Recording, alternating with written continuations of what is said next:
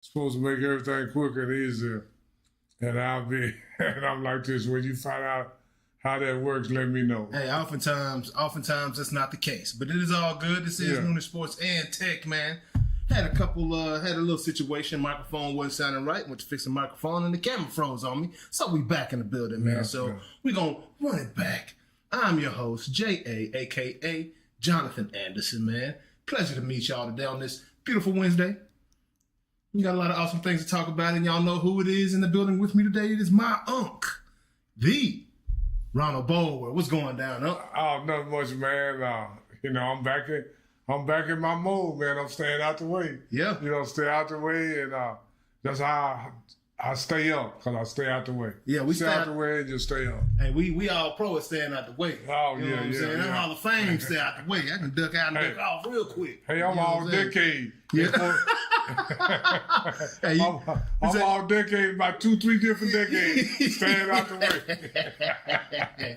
Yeah, man, staying out the way, man. Yeah, we ready. We got some good subjects to talk about today. Oh, yeah. Very exciting. NBA playoffs. Yeah. And some other things that's getting on my nerves. I got my little soapbox out so I can get up on it sometime during this show. And y'all know it's always an educational experience every time you come around here. And we got something brand new for you. Another new topic on Ring the Bell coming up with Unk. You know what I'm saying? Looking forward to that. Oh, yeah. That is becoming my favorite part of the show because I'm learning something on the show every week. Yeah. About guys that I've been interested in. And then this the whole thing. Had access to the information. Oh, when I ring the bell on these guys, I remember a lot of stuff they did, but then when I go back and Google University, I was like, wow, man, they did more than I even thought they did. Because Google University is very educational. Oh, yeah. I got a PhD in Google University. PhD. Google, that YouTube, you can learn a lot. Yeah, you can learn a lot. If you want to know something, it don't take much to find it these days. You know what I'm saying? Yeah. This is 2024, and we got access to resources now. So, but we gonna crank this thing up, man.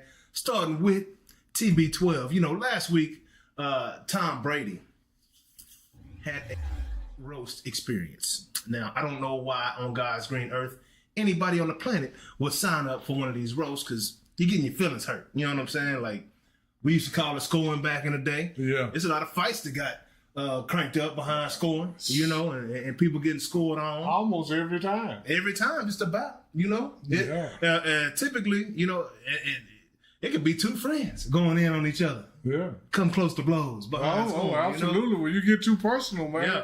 And they got real personal with Tom. Oh, extremely. But he signed up for that. Yeah. I don't know how much Netflix paid him or whoever they was on. It ain't like he needed the money is the thing. You know what I'm saying? It's not like, ain't like Tom, TB12 needed the money, man. But evidently, he's come back and said that he is not, he would not do it again and he regrets the fact that he did it. Because this is the whole thing. They brought up his kids, his ex-wife, and that's the whole thing. Yep. You say TB12 might not need the money, but he lost $30 million in crypto. They brought that up. Yeah, they brought it. They held nothing back on Tom Brady.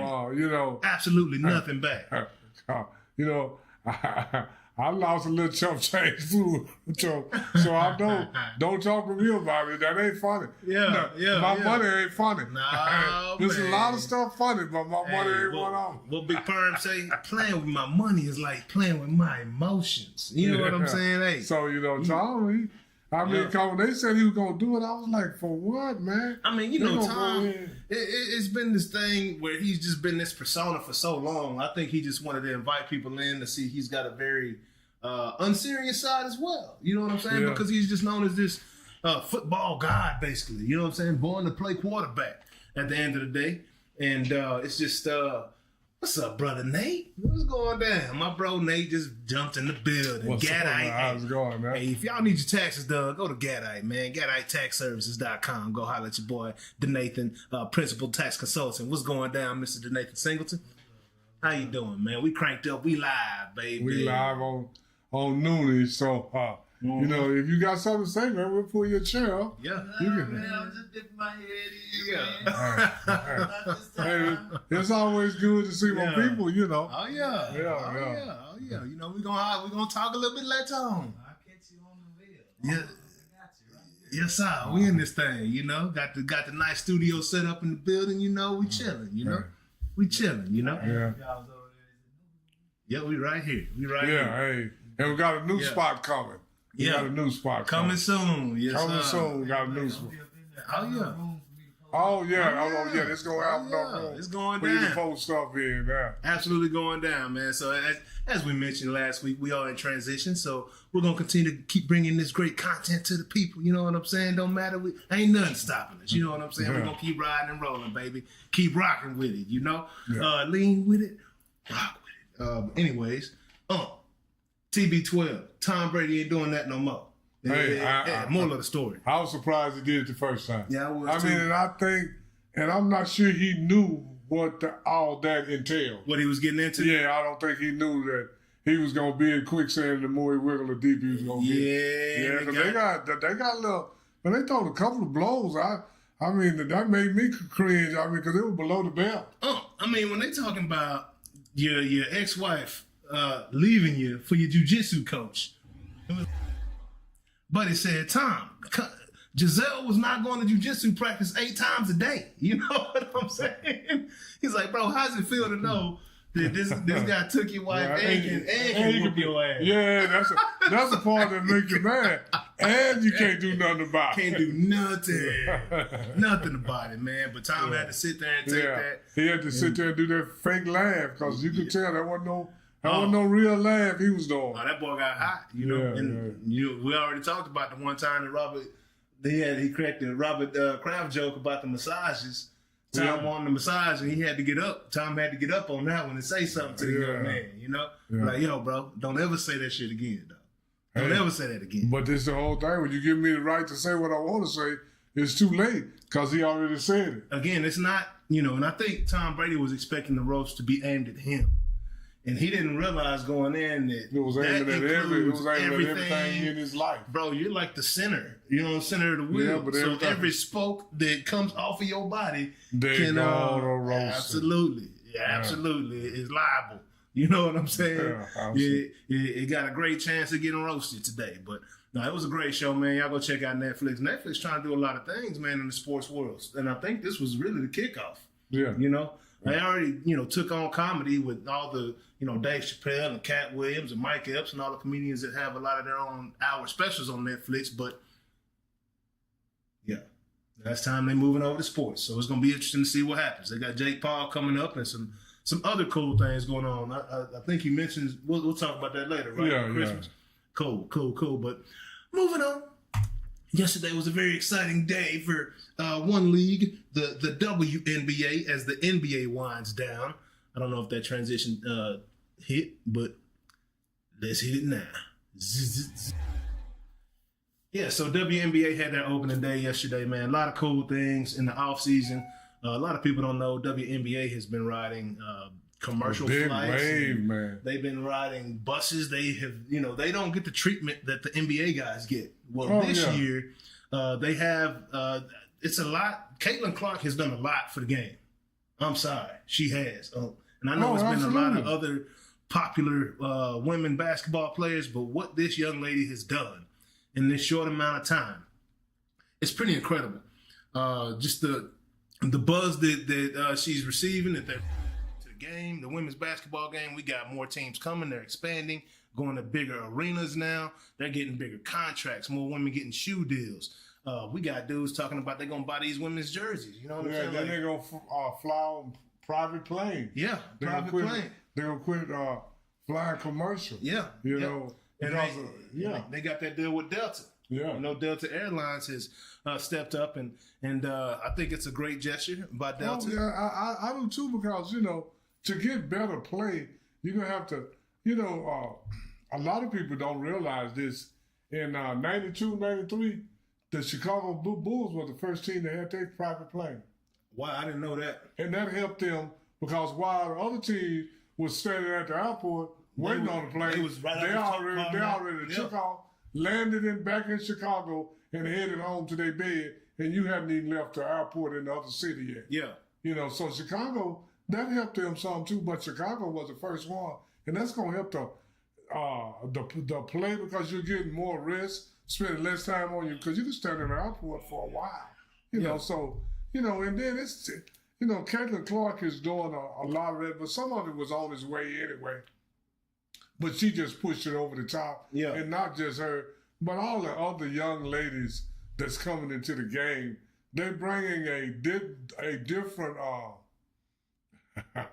I gotta be careful how I say this here. They're bringing a genre. Different, we'll call it a genre. Yeah, they're bringing a different genre.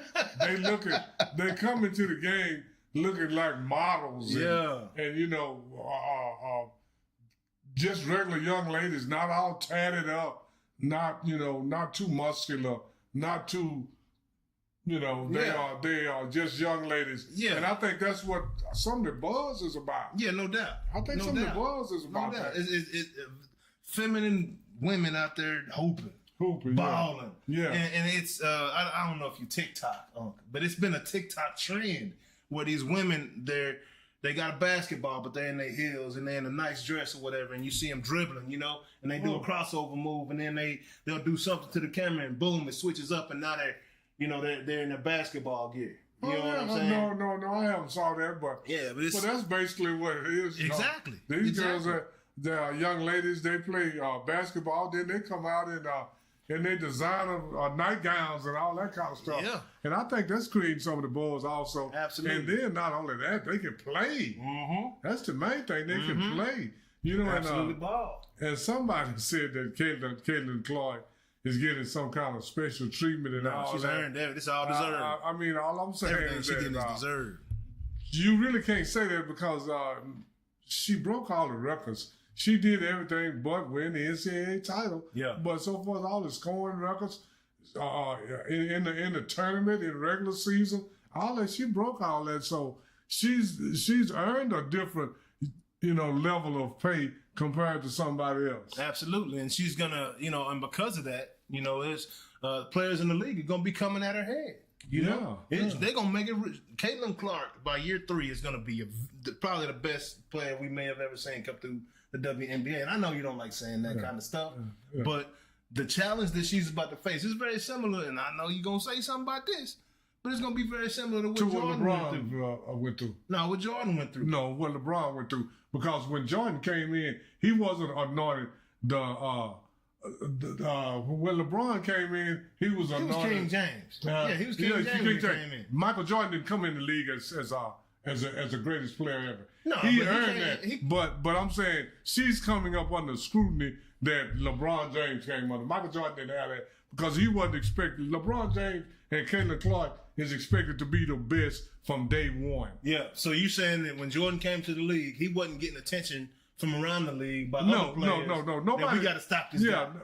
He's coming in. We got to stop this guy. Nobody. And people knew Jordan was good, but nobody knew he was going to be our Jordan. Nobody knew that. And anybody say that, they're telling a lie. Mm-hmm. We knew he was good. Yeah. Because but nobody knew that he was going to be considered the GOAT and all that. Yeah. But see, Caitlin Clark is already. She got to be good. She got to be good because they're expecting her to be good. Absolutely. They're putting the pressure on her to be good. Yeah. And Jordan didn't necessarily get that. But LeBron James and Caitlin Clark is probably, to me, that I've seen come up under the most scrutiny from day one. Really? And they expect it. And if Caitlin Clark do what LeBron James has done for women basketball for the men's game, she already, and she started out with 20, so that's not she can play. Yeah, absolutely. She can play. I mean, so last night, and this is what I was getting at, and I guess LeBron would be a better comparison because he did have that name and people were coming at him off top. Yeah, they couldn't do nothing because he was who he was. Yeah. But they were coming at him off top. But so she last night, and Diana Taurasi already kind of gave us a preview of what she was going to be facing in the season. It's like, hey, you gotta come play some women now. Oh yeah. You ain't gonna be able to do to us what you did to them girls. So last night you could see the frustration in her. But she, had 20 points. She hit some beautiful 3-pointers. You're right. Off the, catch and shoot type situations. Yeah. Off the curl, she looked like Caitlin Clark, but she also had 10 turnovers last night. Oh, yeah. So she's gonna have some growing pains. Oh, she's gonna have some growing pains. Yeah. But I'm gonna say this: I think Caitlin Clark can just flat play. Yeah. So and for them to come after her head And this is the thing, they've been coming after. I know this is a different level of coming after, but they've been coming after Caitlin Clark ever since her sophomore year. My junior, senior year, they was coming after her, and she delivered. So, and I think Caitlin Clark has the mentality, if you're coming, come on. Yeah. I think that's the way she thinks. If you're coming, come on. Yeah, she's a dog. She got that killer mentality, that killer instinct, and it means something to her. Oh, yeah. You can tell she put that work in, and she expects to win when she shows up on that floor. You know what I'm saying? So I appreciate that girl, man. Like, I do too. I appreciate her, Angel Reese, the other young lady that went to. I appreciate all these young ladies because this is my first time in my life watching the WNBA draft from start to finish because this is the thing. When you looked at it before, you'd be like, but when you look at it now, you're like, who is she going to? Yeah. Who is this young lady going to next? She can play. Yeah. Who is she going to? And every last one of them came up there, had on Versace, whoever, some designer guy. Yeah. French. Looking Vogue. Yeah, you know what I'm saying? Yeah, looking like young ladies should be looking. Exactly. Yeah. Exactly. So I love it, man. I'm excited about this year. Also, the Las Vegas Aces, the WNBA champion, they went out and received their rings from last year. Their championship rings, beautiful rings, very dope. They have also changed their colors from the black and gold to the black and silver, matching those the Las Vegas Raiders colors and color scheme and good stuff like that. But man, a lot of exciting stuff going on in the WNBA. I'm very excited because it was a point there where I really didn't know if that league was gonna make it. Yeah. And they struggled. I forgot the Houston Comets ran the 90s in the WNBA. Yeah. Cheryl Swoops and I can't think of any of the other ladies' names, but it's some that I can't come to mind. The one, Cynthia Cooper. Cynthia Cooper. Yeah, that's the one I was thinking about. Yeah, she was the beast, but WNBA, man, that's came a long way. Yeah, they come a long way. Happy to see y'all doing well and progressing and starting to get some of that good treatment, man. You got to earn it, can't just be given. But putting asses in stands, that revenue start generating. Yeah. It's time for people to start paying attention at that point. But we're gonna keep this thing rocking and rolling, baby. Let's go to the men's side of the game. Oh, we're gonna go to that NBA playoffs. Talking playoffs? Yeah, NBA playoffs, man. So Dallas Mavericks right now are in a knock them out, drag them out type fight right now. You know what I'm saying? Oh yeah. It's back and forth. I love it. This is the type of series, the type of basketball we want to see. We're going to learn a lot about young Luka in this series. Because right now, he's beat up, bruised up. Looks like he's frustrated, nothing's seems to be going his way.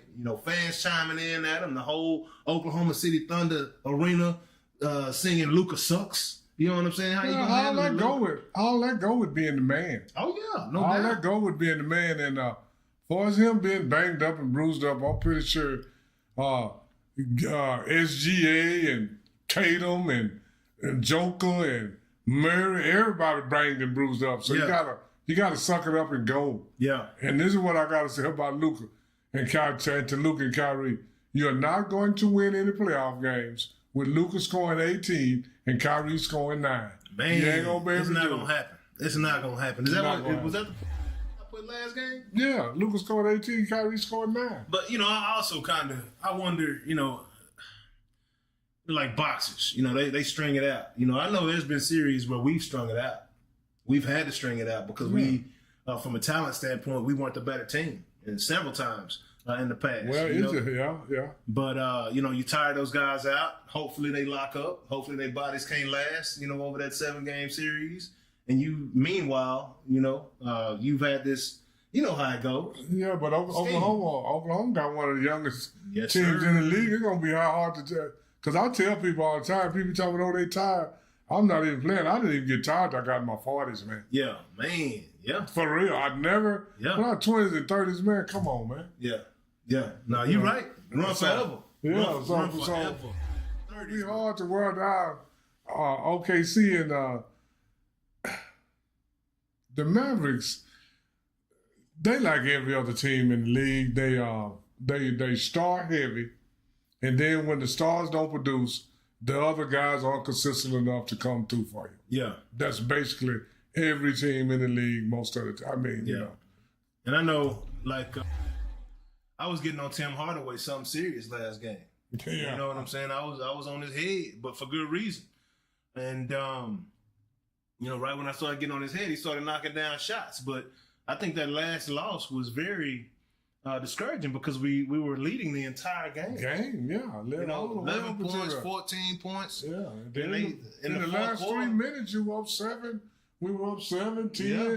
Then it went to 6 and 5 and 4. I was like, okay. Yeah. You know. Yeah, and you can just see, like, just feels like the air's just getting sucked out the room. Guys just tightening up. Yeah. You know, just don't know what to do with the ball suddenly. And it's, I don't know, man. It's crazy when that type of occurrence takes place in the game. But I feel good about it still, man. Oh, yeah. I think our veterans up 2-2. are gonna step up. You know, yeah. SGA is a dog, though. Yeah. And he was runner up in the MVP voting for a reason. You know, a lot of people think he should have won that MVP vote. Yeah. You know? Yeah. Well, you know, when you go back and look at the wins, losses, and the stats, Joker had a gooder case as anybody. Yeah, no doubt. I mean, no doubt. Him, SGA, and Luka probably had a gooder case as anybody. Yeah, that's the thing about Joker. You can't say that he didn't deserve it. No, you can't say he that. He absolutely deserved it. What you think about Shaq and Shannon? You know what I'm saying? Like, we're going to get into this spat. You know, I haven't listened to it yet, but evidently made a diss track about Shay Shay and everything. You know, Shaq go hard on that mic now. That's one thing he can do. Well, you know, Shaq like to talk a lot, but Shaq don't want nobody to say nothing about him. Oh, yeah. And then this whole thing, you know, Shaq said that the Joker didn't really deserve the MVP, and I'm like, he told him that. Yeah, you know, so he told him he thought SGA should have won the MVP, and you know, and then that's what everything is. Yeah, about. And then they say and Shaq then is Shannon jealous said that Shaq was just jealous because he got 3 MVPs, and I think Shaq got 2. Shaq got 1. Shaq got 1. And then Shannon said Shaq was just jealous, and I agree with Shannon. Yeah, because you know Shaq tried to. SGA. It's not like he got robbed. Yeah. It's not like he got robbed. Yeah. It's like this guy beat him out fair and square. Yep. It's not like, because if you go look at SGA and and Joker's stats, Joker's was number 3 in scoring and number 2 in rebounding. I mean, man, what else do you want the guy to do? Yeah. I mean, he's double easy. Yeah, and didn't he average more points than Shea? I think Shea averaged more. Shea averaged 30. I think Joker was in the 20s. And I think he also was close to 20 boards a game. He was like 12. 12 boards a game. He was still second in the league. Yeah. And then SGA was, so, you know, Shaq is, I think SGA should have won it as well. We're talking about the defending champs, and they had the same record, so you couldn't fall back on that, right? Mm-hmm. But we talk about Oklahoma City Thunder and the defending champs. Like, Oklahoma, to me, I think the MVP is the guy that did the most for the team that, you know, they're in first place, but his team, Oklahoma City, were they in the playoffs last year? Oh, yes. And if they were, it was an early round exit. Yeah, it was like 8. No, I don't even know if they was in the playoffs last year. Yeah, I'm not even sure they made it. With that big of a gap to coming in first place, like, that's why I would have given it to Shaq. Yeah. But you can't deny. You know, tomatoes, and you know they're gonna give it to the Joker, man. They love the Joker. It's like 99.5 against 100. You know, it's not like 100 against 75. Yeah. So, you know, Shaq is, you know, he think what he say means more than what other people say. Yeah. But I just think it's pretty wild that Shaq and Shay Shay got something going on, considering the fact that was the finals of the Noonish March Madness Celebrity Sports Tournament. You know what I'm saying? I really think Shay Shay jealous of Shaq because Shaq came away with that win, so he had to chime in and say something. But I think Shaq is jealous of Joker. Yeah.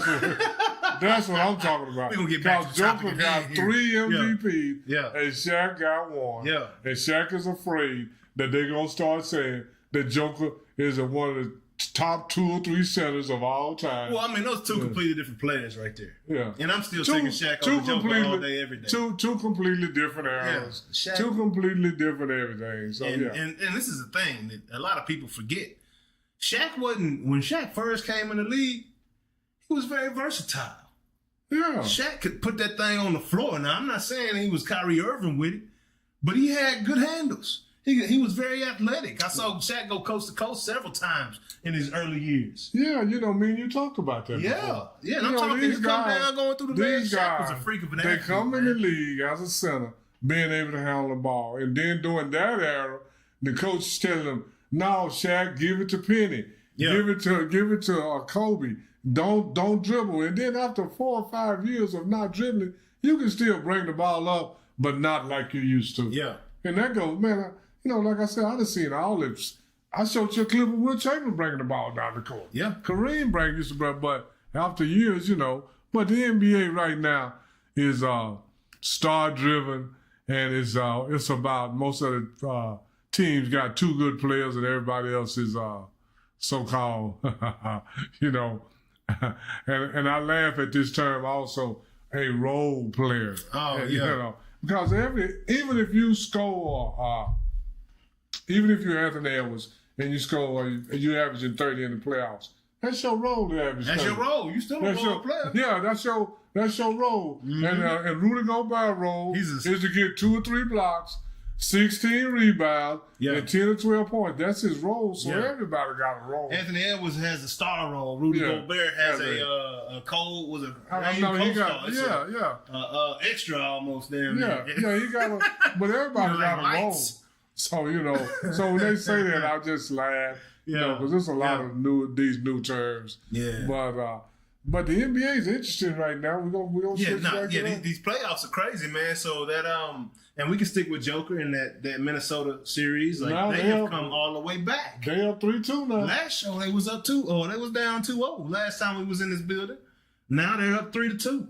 And last time we was in this building, this is what I said. I said Karl Anthony Towns is the key. Yeah. Karl Anthony got to keep playing like he stopped playing like that. He stopped playing like that, and they lose it. What they did, instead of having Jamal Murray bring the ball up the court or having the Joker bring the ball up the court, they're now having Aaron Gordon bring the ball up the court. Yeah. And it's freeing up their offense, right? Because now they can't cover Joker the length of the floor. You know what I'm saying? So that's been the biggest checkmate so far, right? Now Minnesota's got to figure out how they're going. But they one game away from being eliminated. Yeah. You know what I'm saying? Like last Wednesday, Anthony Edwards was the second coming of Will and Jordan. You know what I'm saying? Like everything, and he's still been balling. Can't say nothing bad about his performance. And then, they lose. He still may be the second coming of Jordan. Jordan got drugged. But Anthony Edwards, man, leave Anthony Edwards alone and let him be the only. Yeah. He's the first Anthony Edwards. He's not no second coming of Michael Jordan. Man, that's Michael Jordan's son, so you can say that. Hey, you can say that when it's his child. Yeah, but I'm gonna say this. That's Anthony Edwards, as far as I know. He ain't the second coming of Jordan. He's just the first coming of Anthony Edwards, and it was looking like one while he was ready to take the throne, but I mean, he's still looking like that. Like his play is still spectacular. He's playing marvelous. Now guys are coming at him now. These last couple of games, he got 18 and 19. Yeah, that's not going to convert to their win. Yeah, you're right. He got to stay up around that 30 range. 30, 40. 30, 40 for them to win. You're right. Because that's his role. So Boy, they coming at him too. Oh yeah. Boy, Jamal Murray got him a dunk on him, and then I saw Joker come down and dunk on him, and not like poster, but he was in the vicinity. Yeah, because and you can tell they coming at him. Because these guys, they got ears too. Yeah. When you sit there, and Edwards took over the league. He's a guy they like Lee Corso on college football. Not so fast, my friend. Not so fast, my friend. Not so fast, my friend. Slow down. Slow your roll. These young guys, they are running the league right now, but right now it's just me feeling the way I feel right now. It's gonna come back down between Boston and Denver again. Gotcha. And I just don't think Boston's big enough. You don't think they got it, huh? I just don't think they got it. Hey, I mean, you may be right. I mean, you may be right, but they still got a lot of games to play. I'm jumping the gun now. Man, I mean, because they got the Western Conference Finals. Yeah, and I'm gonna tell you like this: in a 7-game series. Well, first Denver got to get past Minnesota, but I don't think the Mavericks OKC could beat them in a 7-game series. Who beat Denver? You think you don't think the Mavericks gonna get past OKC? I say either one. Either Mavericks or OKC. I personally don't think they could beat Denver in a 7-game series. Only reason I say they too small. No, Mavericks ain't that small though. We're not that small. Yeah, we ain't big as Denver. We ain't big as Denver though. We got the size. We don't play them all at the same time. We got size now. We do got size. Because Luka was 6'9" or 6'7". Dante Exum, I think, 6'7", something like that. Then you got Hardaway Jr. He got good size on him. And then my rookie, number 2, our center. He's 7 foot. Yeah. And then we got the other Gafford. He about 6'11", 7 foot. And then Jones, he about 6'5", 6'6". Like, we got size. Yeah. We got size over there. Denver still got. Yeah, they got more. This is what I skill big men. This is what I keep saying. I keep seeing them say Joker is 6'10". Yeah. But everybody Joker play and make him look little. Man, Anthony Davis supposed to be 6'11". Joker make Anthony Davis look. Yeah, he got that weight. Joker. I mean, but weight. Anthony Davis don't look taller than the Joker when they playing each other. Maybe it's because Joker's just out playing, and maybe his persona is bigger. But Anthony Davis, and Anthony Davis looks 6'9". Yeah, when he don't look 6'11" when he plays the Joker. Yeah, look like he's. That's weird. Joker will do Joker that. Joker is 6'10". He's such a big. He's a big body, and they body. keep saying he's 6'10", but a big bourbon. But I think Joker's good around 7 foot, man. I really do, because he's a big boy, he's man. Big, man. He's big. He's big. And he probably 7 foot with his shoes. And then a 7-game series. They got Aaron Gordon and Porter. Yeah. And then the Jamal Murray.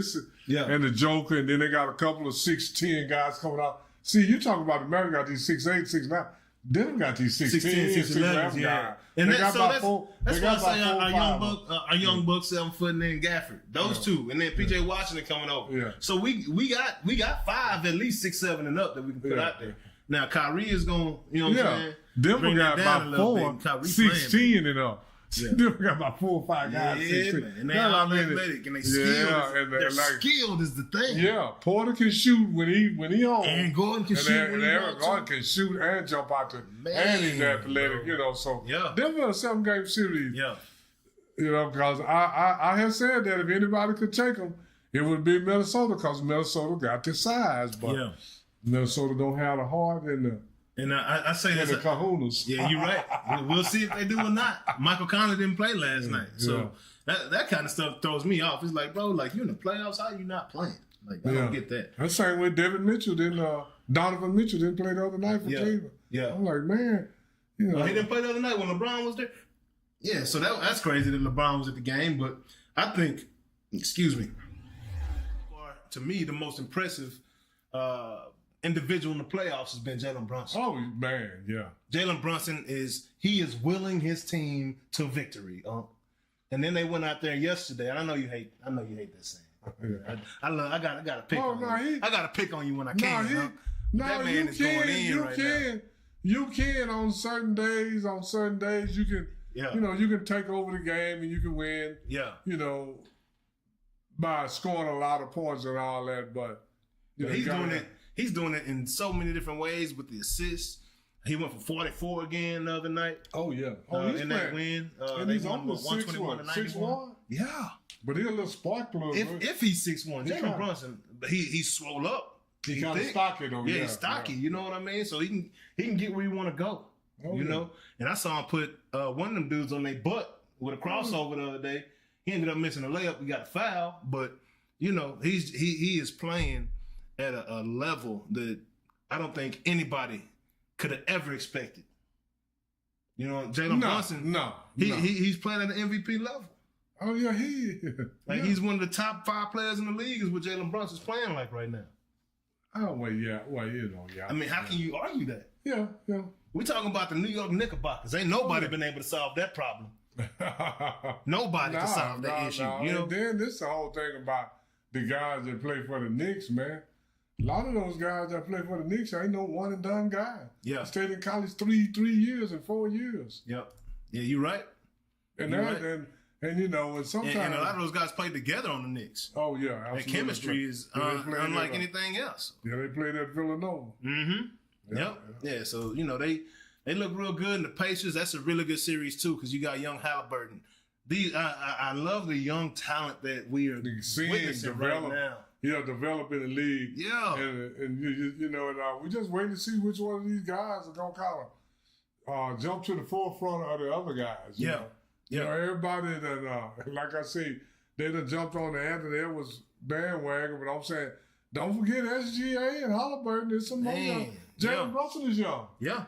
Luka's still young. Jalen and Luka came in the same year. Well, he 3-4 years in? They're 4 years deep now, right? So they like 23, 24. Young bucks, so man. all these guys are young. Young bucks. So we can't jump over there and give it to Anthony Edwards just yet. Yeah. We got to see who's gonna rise to the top of these guys. And who's gonna win is the thing. Who's gonna win? Because they all can play. Yeah. Because we already know they all can play. Yeah. But we're gonna see who can rise up and win 2-3 championships out of those guys. Yeah. Who got that? Who's the killer in this group? You know, or who are the killers? Because it might be a few. Yeah. I wouldn't mind seeing a few. You know, absolutely. And different guys winning championships every year. Denver just got the, you know, they cracked the code. Like I said, the GM that's in Minnesota, who is now building that large team, built Denver's team, right? And he gets it. He understands.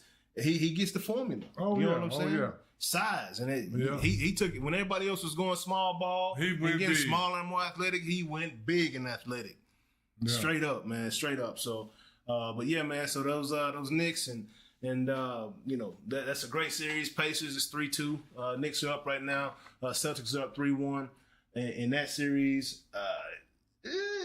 I think the biggest story out of that game the other day was the fact that LeBron showed up and was sitting at the game with Rich Paul beside him. And this is on Monday night, right? In Cleveland. Yeah. Well, you know, he could always go back to Cleveland. He could. Because he got Donovan Mitchell. He got a good guard. Yeah, he does. And then that Cleveland got a lot of good young talent. And you know how LeBron likes to do it. Yeah, you know, when they build it up a little better than when he left, he wants to go back. But again, you know, that's LeBron. You know, it takes a certain type of player to play with LeBron. And I don't know how much Donovan Mitchell would enjoy that. Well, you know, that's more or less of a narrative that they have created because LeBron is a passer. So I don't know who don't want the ball passed to he's him. a passer, but he's very ball dominant though. You know, and for a ball dominant guy, like it's just like putting Russ and LeBron back together. To me, because Donovan Mitchell, he ain't an off the ball type cat. Yeah. Well, you know, I'm just saying, you know, anybody that passed the ball, because I even hear the guys that say Mike is the GOAT when they ask them who they want to play with. Yeah. LeBron or Michael, every last one say LeBron because he going to pass me the ball. Yeah. I just heard Steven Jackson say that. Yeah, you're right. Michael the GOAT, he did see that. But who you want? Who I want to play with LeBron because he'll pass you the ball. Yeah, because he'll take some, you know. I mean, you know. Well, look, Jordan will pass you the ball if you put that work in. He just like Kobe. If you ain't put that work in throughout the week, I'm not going to trust in you to make the shot. I'm going to trust in myself. I saw Phil Jackson had to coerce Michael into passing Steve Kerr and John Paxson the ball. Yeah. He had to coerce him into doing it. Yeah. He said, who open? So-and-so open. Well, pass him the ball. Yeah. I mean, it might be that same thing, though. Yeah. But it's just a comfortability thing. But this is the whole thing. Who are you as a judge of me? I'm in the NBA. I've been hitting shots all my life. Now I got to... now you got to judge me to say whether you're gonna pass me the ball or not. Yeah, you're right. You know, that's kind of a selfish. That's kind of a selfish way to play basketball. You can't ask Jordan who is he though. Yeah. Yes, I can. Yes, I can. Everybody knows that. If you Steve Kerr and you've been hitting shots like this in high school, you hit them at Arizona. Now you're in the pros. Now Jordan gonna say, "Oh, you can't shoot." Yeah, you're right. You know, I get that. I get that. So you know that's all. But we ain't talking about that right now. I get what you're saying. We talking about it. We talking about it. It's all good. It's all good. But we're gonna keep this train rolling though. So moving on. You know, still in the NBA, right? But now we're gonna talk about the Bucks in the NBA. We have the NBA draft coming up, of course. So first of all, the NBA lottery took place. Was it yesterday or the day before yesterday? Yeah. And the Atlanta Hawks have secured the number 1 pick for next year, which is great for Atlanta. They need that. On the flip side of that, the team that needs it the most, the Detroit Pistons, for the 3rd year in a row, they end up with the 5th pick. Well, and they lost like 30 games in a row this year. Detroit, I'm gonna say it like this: Detroit has some good draft choices. Haven't done a lot with them, man. Yeah, that's very true. You know, so I don't feel sorry for them because the draft picks y'all have, man. Y'all had Andre Drummond and some more guys, man. Yeah. Didn't do nothing with them, so I mean, you know, it is what it is. Very true. Yeah, you gotta.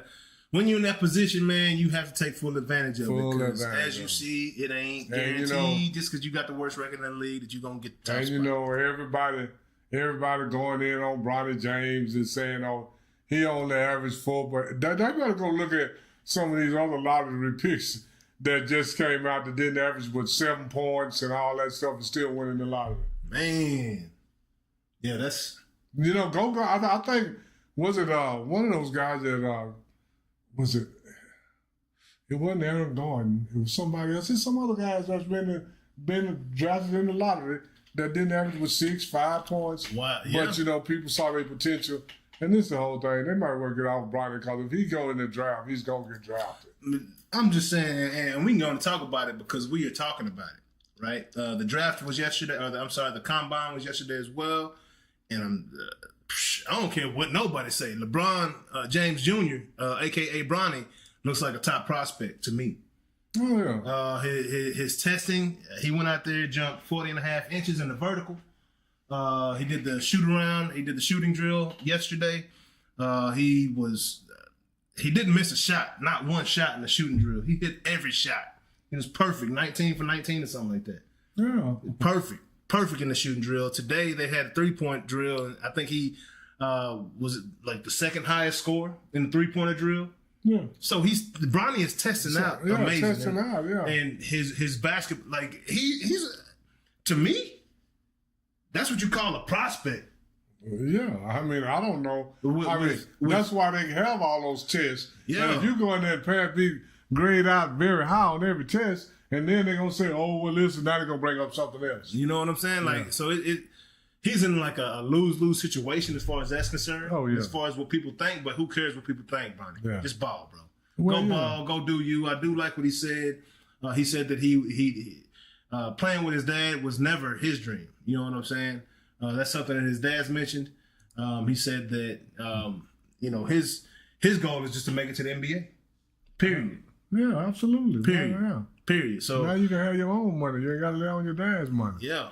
He's focused on establishing his name, Bronny James, being known as LeBron James' son. So very admirable, and he's got the ability to do it. Now he's 6'1", but very explosive. Like I said, 40.5 inch vertical. That's like one of the highest ever. Oh yeah, anytime you get over, a lot of people talk all that stuff, but man, once you get over about 33, 34 inches, you got some hops. Man.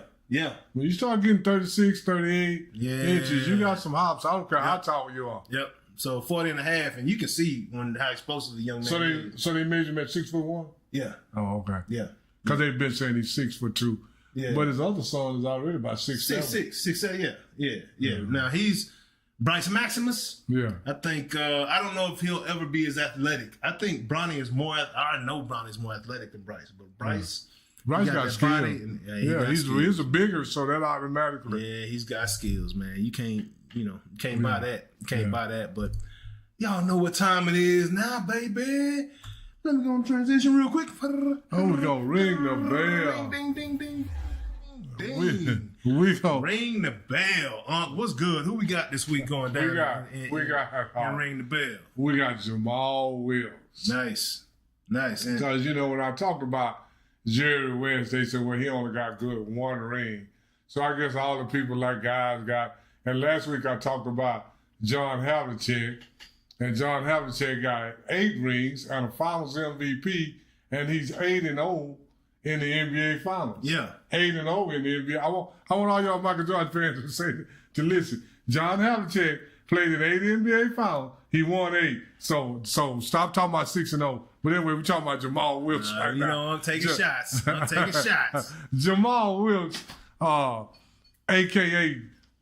where his real name was, his real name is Jamal Wilkes. His name was Keith Wilkes at first, and he changed it because of his religion. But his nickname is Silk because he was so smooth. Oh, yeah? His shot was so sweet, and all of his moves were just long, athletic, and sweet moves. So that's why they called him Silk.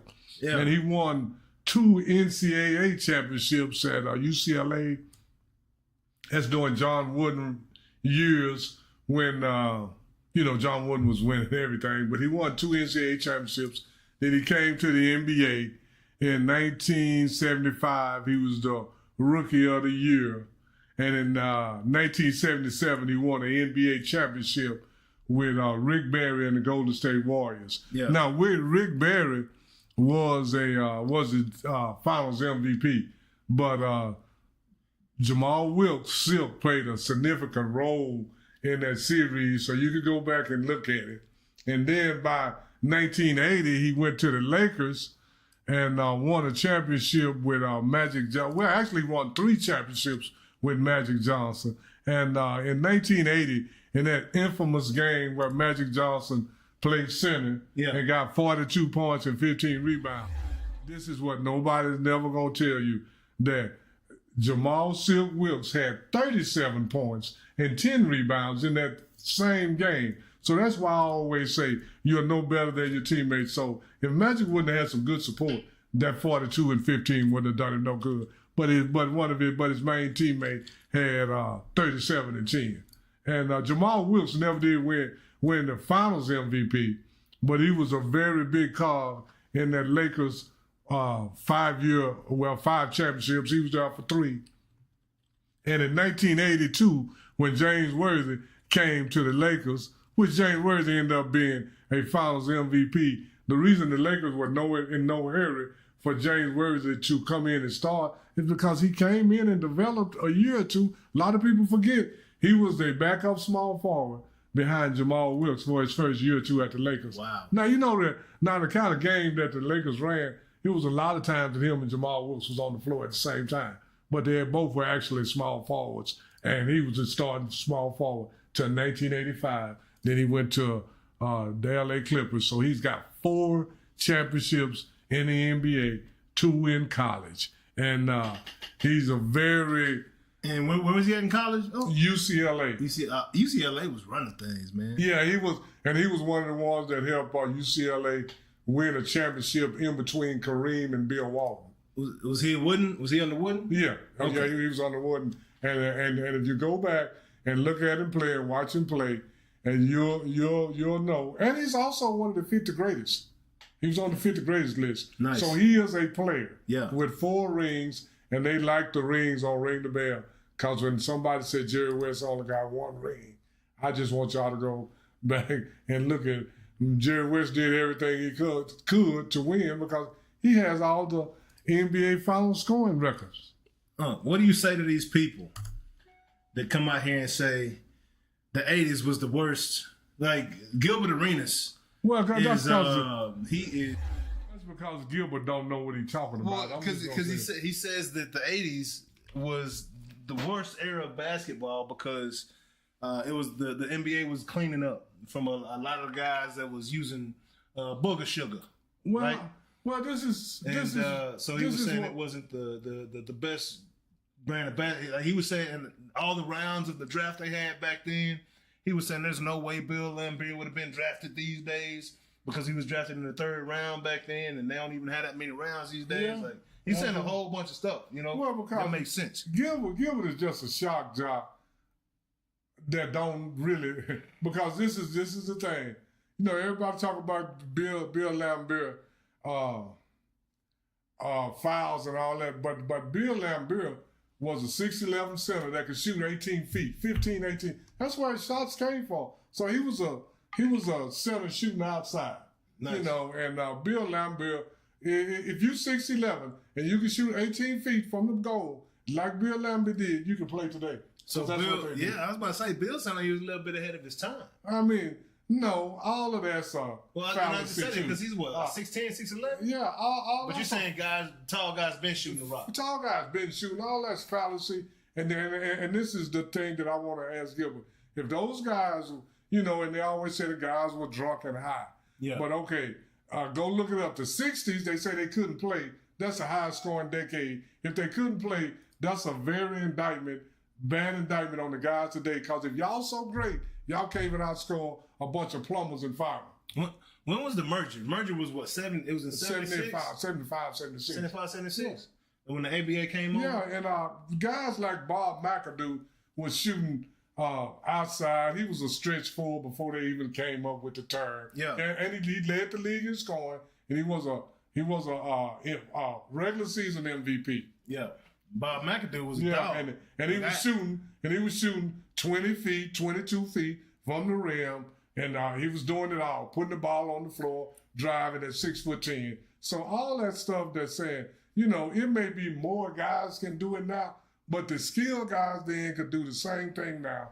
And all the rules are so different. So he also and Gilbert is just a shock job. Yeah. That just talk. Gilbert said that Kareem can't play.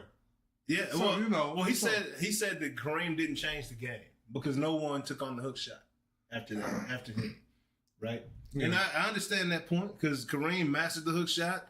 Magic Johnson had the hook shot a little bit, but no youngsters was really up. When they start talking about changing the game, some of that stuff is overrated. Change the game how? He won, and maybe what he did was so difficult nobody else could do it. Yeah, and they're saying James Harden, he's a guy that has changed the game. Right? Yeah, he changed the game for the worse, not for the better. I agree, but in the trainings now, they're training guys James Harden skills. Yeah, they're exactly. Well, see, this is the whole thing. No matter how you train, those guys back then could travel, but they were calling. They would call. Referees were calling travel. Yeah, they were calling traveling, and they were calling carrying then. Because even the name of his shot is a travel. The triple step back. The triple. Triple step mean I'm already. I'm stepping and I'm not dribbling. So there's no such thing as triple. So also a lot of the moves that James Harden and all these guys do in the 60s, they wouldn't have been able to do that, so they wouldn't have been that fabulous. Yeah. So all that Gilbert is just a shot guy that just say stuff. And this is what I will tell the fans to pay attention to who's always criticizing the older players. Yeah, no, pay attention. It's not, it's not Michael Jordan. It's not Tim Duncan. It's not LeBron James. It's not KD. It's not Magic. It's always somebody like Gilbert Arenas and J.J. Redick. These middle of the road guys. You never hear the all-time greats criticizing the other all-time greats. Yeah. There's always these guys that's not all-time greats running their mouth. Yeah. Because I haven't ever heard Charles Barkley say that Oscar Robertson and Bill Russell and them can't play. It's always J.J. Redick, Jason Williams, and Gilbert Arenas. There was a time when they say that Gilbert Arenas was the toughest to guard in the NBA. There was a time. When they say that about 2 days, they said that about 2 days. They started saying it on Friday. By Monday, they was like, not so much. They changed their mind? Yeah, they changed not their so mind. Fast, my friend. Gilbert could score, but Gilbert is just a shock jock that'll say anything to get a like or a click or a subscriber. Yeah, now he could definitely score. He could score that thing. Yeah. Agent Zero was but he a real couldn't thing. win. He could score, but he couldn't win. Nah, he was in one of those horrible situations. Whisper in his ear and he missed 2 free throws. So he mentally weak. So he can talk about something. He can talk about something there. Yeah. But I like Gilbert. I got love Adrian relationship with Gilbert. Every now and then Gilbert will say something makes sense. Say something crazy. No, he'll say something makes sense. Then he'll say 10 crazy things. Yeah, and just lose all credibility from before. But yeah, man. Now it's a lot of cool stuff going on in the NBA, man. Hey, I want to see Bronny James get drafted. I want to see him. It would be cool to see him and LeBron play together, but I think it might be cooler to see LeBron James Jr., a.k.a. Bronny, go out there and succeed on his own terms. Yeah, I don't want to see him play with his dad. I think that's going to be too much. You think it'll be too much? Yeah, that'll be too much James. Yep. Yeah, too much James. Too much James. King 1 and 2 on the same squad. Can't do it, but keep it moving. Keep this thing rolling. Big weekend ahead, boy. This is a fight that we've been waiting for. boxing news. This weekend we have a heavyweight championship match. Title bout between, this is for the unified heavyweight championship, as a matter of fact. Alexander Usyk holds one belt. Tyson Fury holds two. Holds the rest of them. Holds three. Yeah. It's a 4-belt era now. Yeah. So, looking forward to this fight. You know, ain't no more ducking, no more dodging. The Furies are already up to their antics, right? Even the face-off picture, Tyson Fury's up to his intimidating antics, and he's putting his forehead on Usyk like he's little man. You know, Usyk don't care. Usyk can box. Have you seen that man box? Yeah, I've seen him box. Usyk can box.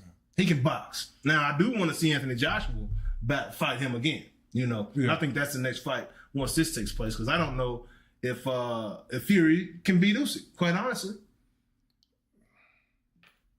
Yeah, I don't. It's a great fight. Like, it's going to be a really good fight. It should be. Because, like I say, I haven't ever been that impressed with Tyson Fury. I'm just really? I mean, I wasn't either for a while. And then throughout his fights with Deontay Wilder, I started to gain a little more respect for Tyson Fury. Deontay Wilder can't fight. You're right. You're right about that. So when you beat up Deontay Wilder, I mean he's beating up everybody that there is today. Yeah. So you can't say that he's not the champion or none of that. But for being an impressive champion, I'm gonna say it like that. He didn't impress me the way Lennox Lewis or Mike Tyson or any other champion I can name pretty much did. So, but he's the champion. I'm gonna say it like this. I just say it like what we got. Yeah.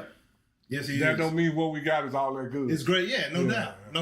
It's not a great product. So to be the best of a bad product, that's not impressive. Well, I think he's got a very strange skill set, right? Because he's 6'7". Yeah. He's 260, 270 pounds. And he's got really quick hands. And he's light on his feet. Yeah. The first time I saw him box, that was the most impressive thing to me. Oh, yeah, for a big guy to be kind of light on his feet and all that, And he's just very unorthodox, like no rhythm. Like he probably dances like that. You know what I'm saying? Like, you know, like I said, he always was like he's just looks like he's off beat. You know, like a lot of boxers look like they got a rhythm to him. But he's jerky, very jerky. Can't really, don't know what he got going on in his system. You know, feel like some stuff might be firing off the wrong way in his system. Come that fight time, but it's funny. I'll get to that in a second, but.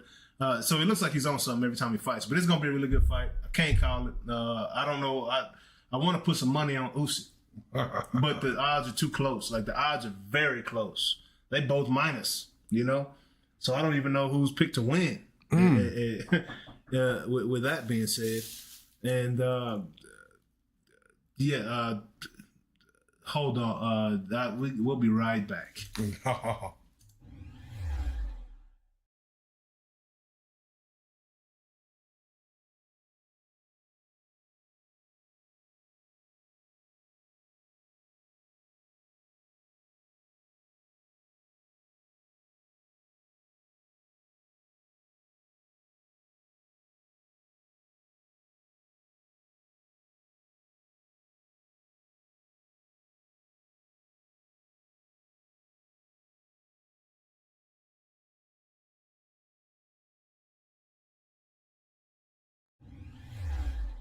Sorry about that. Quick interruption right there. But yeah, so Usyk and Fury will be battling this weekend. Gonna be a great fight. Last weekend, Loma has retained a belt again. He is now the IBF champion after beating Kambosos in Australia and beat the brakes out of him. Made the man take a knee. You know, made him quit twice actually. Body blows. Oh yeah. Took that body up out of him. And he took a knee. Took that and then went right back to the body again. He had to go on and shut it down. Yeah, he had to shut it down. When that body gone, boy, like that's some internal damage that could be taking place. You know? Oh yeah. And like I said, I felt Loma beat Haney. I felt Homie beat Loma beat Haney, and he should have all the belts right now at that 135 or at that 135 weight class. But that's not the case, but he did go and beat Kambosos, which I figured would happen. And oddly enough, Gervonta Davis called him out and said that he wants Loma next. I think Gervonta needs to focus on who he got in front of him right now. Yeah, that's what I was say. Don't they have a fight coming up? Frank Martin, yeah. Yeah, you got to Frank Martin before you start talking about somebody else. And when is him and Frank Martin? The disrespect, July 15th. July 15th. July 15th, July 15th, Frank Martin and Gervonta Davis will be fighting. I think Frank's going to win. And I know that's tough for people to call it because Gervonta Davis has been that dog. And y'all got a little bias over here as well. But it's not just because Frank's been on the show that I think he's going to win. Frank is skilled. Frank hadn't been tested. Frank hadn't come close to being tested. And he's 18 and 0 right now? Yeah, I think 18 and 0. And hadn't come close to being tested by anybody. Never been knocked down in his career, ever. Only fights he's ever lost in amateurs were, by judges, scorecards or whatnot. But you can't go by that in amateur. No, there's a lot of favoritism. Yeah, even sometimes in pro, there's a lot of favoritism going on. Yes, but it's going to be a tough fight, man. It's going to be a tough fight. Yeah. And this is the thing that I will say about Tank. He's going to have to let his hands go. He's not going to be able to hold him to that knockout punch. Yeah. I don't think. And that's the way I see Tank doing a lot. A lot of times he's holding his hands. Absolutely. He's not letting his hands go enough. And if he don't do that, and if he keep holding them, like I say, if Haney get to put enough work in while he holding his hands, he'll still be holding his hands when the fight is over. Yeah, and on the slick, showed his cards at the face off, and he was like, "Oh, you kind of big." He's looking at Frank's muscle. He's like, "He big, ain't you?" Say, "Oh, he too muscular to fight." You know what I'm saying? Oh well, yeah. But Frank has been this way, and Frank's been fighting this way.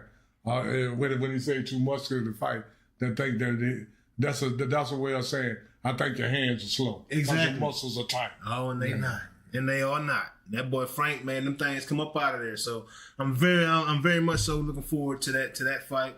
Coming up, Frank Martin and Gervonta Davis. So it'll be good, man. Gervonta's great. I've been watching him fight for a minute.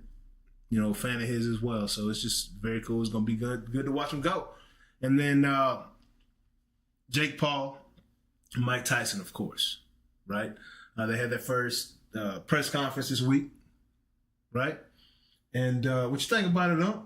Well, I see you shaking your head and smirking. What you think? Because I don't know if you heard, but Evander Holyfield had a little bit of insight and said that he told Jake, he said, "Hey, you got to smother Mike." He said Mike is like a snake because he boxes out his legs, so he'll coil up and he'll pop out on you. You know what I'm saying? He said, but if you smother him, you're gonna have a lot less, success, or you're gonna have a lot more success. Well, I'm going to say it like this. I'm done with Mike Tyson, Jake Paul. Wow, what's going down? Huh? Man, they have too many stipulations. Now, I heard Joe Rogan say this, and Joe Rogan usually know what he's talking about. Yeah. He said that Mike Tyson, in the contract, that if Mike Tyson knock out Jake Paul in the first round, he gets pretty much nothing.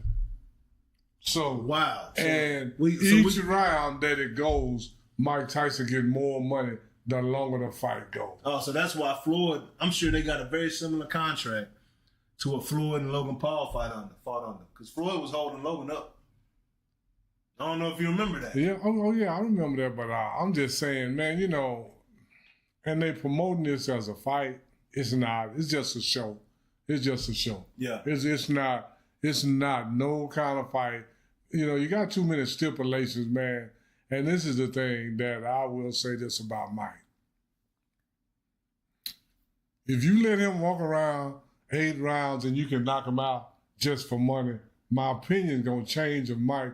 Because this man done referenced Mike Tyson, deceased daughter. Yeah. And it ain't no amount of money would keep me from knocking your block off if I can. Yeah. I'm going to hurt you. Yeah. Forfeit the money. I'm going to hurt you. Yeah. So if Mike Tyson sell out for money and let this man reference his dead daughter and you hold them up just for money, I mean, the whole experience still seems so unreal. No, well, it just seems so fake. The more you learn about it, you know, you got 14-ounce gloves. You got 2 minute rounds per ring. I mean, 2 minutes per round. Yeah. You know, and you know, it's just so many stipulations, man. And then Jake Paul talked like he really is a real fighter and all that. I'm done with all that, man. Yeah. I mean, you know, he got they selling tickets right now. Yeah, but this is the thing. You ain't gonna watch Mike Tyson you ain't gonna watch it up. It's gonna be hard for me to watch it, man. It's gonna be hard because they're not gonna do nothing. It's gonna be hard for you not to watch it, though, huh? You know, they're not gonna do nothing. But you know, Mike Tyson is that one. Just he's not predictable at all. And like I said, if he get mad and knock him out, I will be glad because this is the thing. To me, some of the stuff Jake Paul is saying is going past money, man. You know, this is the thing. Mike don't need the money. That's what I'm saying. And he gonna, regardless if you knock him out in the first round or the fifth round, he gonna get M's regardless. Yeah. It's just how many M's. Yeah, I'll knock him out just to prove he ain't no fighter. That's what I'm saying. And I hope Mike takes that approach. Yeah. I would love to see Mike Tyson knock Jake Paul out in 35 seconds. And it's funny because Jake Paul admitted he's scared. He said it. Yeah, and then, you know, Jake Paul, and Joe Rogan said that Jake Paul usually walk around 185 and 90. He says he's up to about 225. He on that juice. He on that juice. And this but Jake been on that juice since he been fighting, man. He been on that juice. And you can see all the pimples on his back, juice on his neck. Juice ain't gonna juice ain't gonna help you absorb punishment. Hey, what Juice did in that situation had the adverse reaction. Gave him too much confidence. Oh, absolutely. Gave him confidence enough to jump in the ring with Mike Tyson. Bro. Like, I don't care, dog. Hey, 58? Yeah, dog, he still got a little go in him. Oh, yeah, Mike Tyson going on. You still got some go in. If he don't knock him out, you know it's just playing around. Yeah, he still got his head. I think Mike Tyson might be smarter now than he was back then. No doubt. Oh, yeah, he's more, you know, he's more settled and he's more comfortable with himself. All that. Yeah. All that. So, man, now it's... I'm looking forward to the fight still. You know what I'm saying? I can't believe these people are actually picking Jake to win. Like, the man said he's scared. He said, yeah, I'm scared. But, you know what I'm saying? Well, you know, Mike Tyson admitted he been scared before. I mean, being scared ain't no big deal. When was the last time you heard a fighter say that, though? Jake Paul ain't no fighter. That's what I keep saying. What a Spence during the Crawford was like, yeah, I'm scared. You know what I'm saying? Yes, I'm scared. But I believe in my ability. You know what I'm saying? It's like, that's why I told you Jake Paul ain't no fighter and he can't fight. And I'll be glad when this happens so we can quit talking about it. Yeah, man. Now, that's a lot of fun. But yeah, looking forward to it, man. You know, it's gonna be a very interesting month of fights and just, you know, it's a lot going on here coming up. So again, you know, Haney called out, Davis called out Loma. You know, we got Tyson Fury and Usyk this weekend. Anthony Joshua sitting in the wind, waiting to see what's going to happen. We got Parker that just beat Devon. What's the USA? We just talked about it a second ago. To this day, Deontay Wilder. Yeah. Right. Joseph Parker just beat him recently. So it's a lot going on, man. Boxing, to me, this is the most exciting boxing has been in got to be 30 years. You know, to me, since, you know. Well, maybe not quite 30 years. But 20 years. Yeah. Lennox Lewis, Tyson era, right? Holyfield era, right? And but it's a lot of good boxing, different weight classes. Canelo got that win, you know, so it's, yeah, man, it's a lot going on, man, a lot going on. Looking forward to this fight this weekend, but yeah, I think we got one more subject to talk about. You know, it's quick, you know, and this really ain't news because everybody knows this about these guys. But once again, hold on, that's the wrong one. Get on up here. See. Had too many windows open up right there. That's not the one I want. No. That's it. So, I don't know if you guys are familiar with. It's a team that I call the Disastros. I'm gonna do one more transition right here. It's our neighbor down south, about 4 hours. The Houston Astros. They are known to be cheaters. You know, Tommy Habib probably rolled up on them a couple times, you know, on that cheater show. They cheated, you know, beating on the trash cans back in the day, wearing the buzzers on the chest. We still don't know if they might still be wearing the buzzers right now. Altuve always looks like he's wearing the buzzer. I don't know. He just got that I'm wearing a buzzer look on his face, right? But yesterday, on the bump, pitcher, Ronel Blanco. Okay, this is the same gentleman in his first appearance this year threw a no-hitter, right? Fishy. Yesterday, gets ejected from the game. 4th inning. Umpires come out. Check his glove. Check his glove. Oh, my. I didn't even know that, but boy got the sticky stuff. Boy rocking sticky stuff on his glove, you know? And he act like he don't know what they're talking about. Put his arms up like, what do you want me to do? Walks off like he's not doing anything. Bro, you cheated, dog. We know you cheated, bro. You know, we know you got the sticky stuff on your fingers, dog. It's the whole thing about these athletes, man. You got to know everything about yourself. Yeah, man. And you're going to say that you don't know something sticky on your glove. Come on, man. Stop that. You know better, bro. And you touch your glove every play. Every play, bro. I mean, you know, pitchers, when they get the ball back, they put it in there, they grip it. I see them grip their glove, do all, you touch it all, you through your glove. Then you reach in there and get the ball, you touch it on the outside, and you say you don't know it's out. Yeah, and not only that, but if you know a baseball player, and you've been around baseball players are very particular about a few things. One of the things that they're mostly particular about is their glove. You don't let nobody else put your glove on. You form your glove to your hand how you want your glove. You don't want nobody to touch your glove. You don't want nobody touching your glove. When you come in from the inning, you have a specific place that you put your glove. Every time, right? Especially like outfielders, right? If I'm center field, I put my glove in the place right by my left fielder and my right fielder. Because if I'm up to the plate, or if I'm on the bases, and we get the third out, I need them to bring my glove out to me. You know what I'm saying? So he knows exactly what his glove was. He knows exactly what was on his glove. He knows all this stuff, bro. So miss me with the bull, dog. You know what I'm saying? You got caught cheating. Be like, yeah, I did it. And it's worth it. I'm making millions of dollars. You know what I'm saying? Oh, yeah. I threw a no-hitter this year. It's worth it. I'm in the record books forever. Right? It's worth it. But, dog, you know, just don't be acting surprised when they catch you. In Houston. Like, Houston been involved in a lot of little, I did it. I did it. Went all show. Yeah. Without my hand movements. Yeah. Even back with the Biggio and Bagwell, I mean, you know, they were getting on the base a lot, but they were leaning into pitches. I mean, that's not cheating, but you know, it's breaking the rules. You know. Yeah. You know, you leaning into pitches. You're not trying to, but you know what? You got to be a tough guy to do that, though. Yeah, you do. You got to be tough. But I mean, at that point, you ain't scared to get hit. Yeah.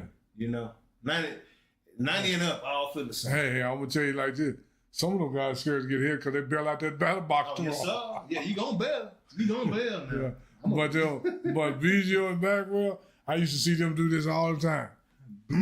Yep. Oh, take it right in that shoulder, right in that knee. Yes, sir. And they stayed on base. Yeah, they did. High on base percentage. Yeah. On base percentage was high. Yeah. I mean, that's not cheating, but that's like it's bending the rules for sure. Yeah. For sure. But I mean, you do that in practice. You take pictures. But you know, to be just wearing them like that, nah. I'd rather hit something. I'd rather hit something than something hit me. Yeah, exactly. You know? All day long. Yeah. All day long. But no, man, we that's the last subject for the day, huh? You know what you think about it? This was a good show, man. We had some good subjects. Did we talk about the NFL? No, not too much. I know Jared Goff signed that big contract. Yeah, signed that contract about the Christmas Day game. Oh, yeah. Netflix, the Christmas Day game is going to be on Netflix. It's not going to be on regular TV or ESPN. Netflix. Wow. Hey, get your subscriptions up. Hey, Netflix coming with it. We were just talking about what they're doing in boxing, what they're doing in the NBA, right? Was it the NBA? Was boxing now? Boxing and comedy. I'm sorry, boxing and comedy, and now they're crossing over to the NFL, which is dope. Yeah. You know, they had to come take some of that shine from Amazon Prime. Yeah, and then the NFL, man, they pretty soon all of these sports are trying to get it where there will be no more games on national TV, on just regular national TV. Yep. If you don't have some prescription or something, you won't be able to watch professional sports. They better get their media dollars up, they broadcast dollars up. NBC and Fox and CBS, y'all better get your dollars up, because I'm telling you, these Netflix and all this stuff, they got that bread, dog. Yeah, they got that bread, dog. Yeah, all these millions of people subscribing every month, they faithfully paying that $8, and $10, or $20, whatever it is. But anyways, man, so it's different, man. Different landscape. Sports is changing, man. Things are changing. The way that we're receiving sports is changing. Technology, man. Technology is changing, and that's what's really contributing to a lot of this stuff. Yeah, you know. So and technology changed faster than I'm gonna say it like this. Technology changed just like iPhones. Yeah. Every time to get a new iPhone, there's something technical done changed on that iPhone. Yeah. So about every 6 months or 8 months or no longer than a year and a half, our technology is changing. Whole new phone. Yeah. Whole new phone, man. Because just when you think you are down with the ChatGPT, something else is gonna come along. Hey, ChatGPT 4. Was it 5? Is it 5? Yeah. That I saw. Yeah, the new ChatGPT is dope. Like it talks to you. It answers questions. Oh yeah. Yeah, it is. It's pretty incredible. This was just released a few days ago, but we're gonna start back getting to the tech, man, because I'm real techie. I just don't have to talk about it because I love when Jonas is here to talk about that, because that's been his subject. But yes, I'm constantly studying something in technology, learning new technologies, new tools, new softwares, new applications. Always something going on. But but yeah, man. So what's going on now is Netflix is taking over sports. They're trying to getting their toe in there, getting their toe in the sports pool. But anyways, man, we'll be back at y'all sometime this week, man. We might do a watch party tonight for those Mavericks, but tune into the watch parties, man. We have a good time, a lot of interaction, just back and forth. It's really a party. It ain't just us talking like this right now. We want that conversation going on. We want to hear. We love that interaction with the people that's watching. Little give and take, like we on that freestyle session, man. But anyways, we will see y'all sometime next week for sure. Next Wednesday, sometime around 12. But we'll be here. Watch parties this week, Saturday night, after dark for sure. But appreciate y'all tuning in. Peace. We out. Oh, there it is.